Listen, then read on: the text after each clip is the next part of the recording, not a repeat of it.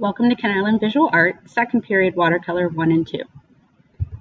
My name is Andrea Schulte. This page is just a little bit about my educational background and my teaching experience. The best way to contact me is probably email, but you can also call the school and I'll give you a call back on my planning period.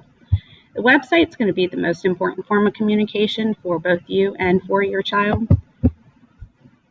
You can access this by going to kihigh.org, going to the teacher home pages, and then you would find my name, Andrea Schulte, and it will bring you to this page here. So the first page is just a little bit about me, some of my paintings and sculptures and different forms of art that I experience and enjoy on my free time. And then on this side, it shows the courses that I'm teaching this semester, the sketch journal, which is a very important homework component of the class, art club, which is every Monday until 4 o'clock, and then some other courses that I offer in other semesters. But we're going to focus on watercolor, second period. At the top of the page are some student examples from previous semesters in the medium, and it's probably the best way to kind of see what the expectation is. We will work in watercolor and gouache on different media, boards, watercolor paper, stretched and unstretched. We do have metallics, pans, liquids, and cake watercolors.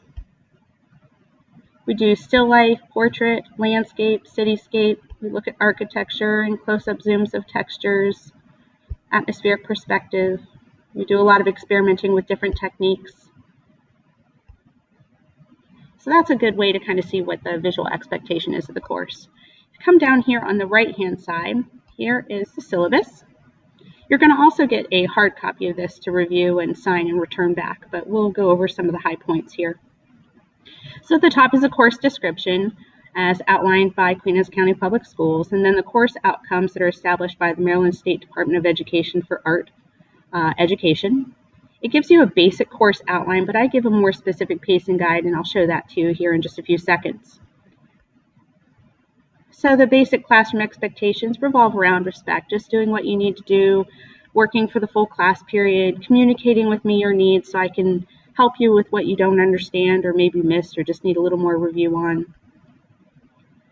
The policies really comply with Queen Anne's County policies as far as being tardy or makeup work or the grading policy, but they are outlined here with specific mention to how they apply to the art department. Materials I try to keep pretty simple.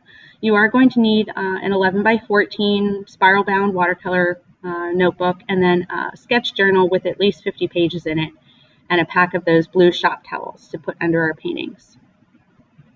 The grading policy, 15% is a final exam. Summative assessments, which are the major paintings, that's 45%. And then the formatives would be quizzes and critiques and smaller warm-up activities, that's 40% of the grade. The grading policy for Queen Anne's is outlined there.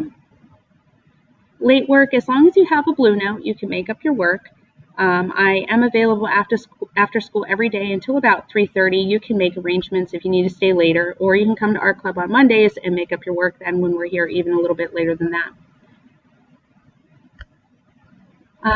My educational philosophy, I really borrow from Elliot Eisner. These 10 lessons that he outlines really explain why I'm passionate about what I do and why I do come to work every day and love what I do.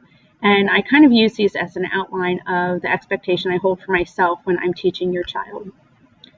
This last page is the sign-off page, just knowing that you're recognizing that you understand the expectations for the course. So when we come back to the website, I told you I'd let you know a little bit more about the pacing for the semester. These pacing guides change each semester because I change the projects each semester. I don't want to be bored with what we do, so we change it up a little bit. Now, I do have pacing for each week, but some of these may change. I never want a student to compromise the quality of their work just to meet a deadline, so I am slightly flexible, but I still want to get enough summative and formative assessments done to give a fair and accurate grade by the end of the semester. Underneath that pacing guide here, you'll see some other documents. These are all rubrics for the different proposed projects. That way the student has access to the expectations before they even begin, and that usually helps them to stay on track. So if you have any other questions for me that I didn't cover in this presentation, or just anything else you want to ask me, feel free to contact me at school. I look forward to seeing you on day 1.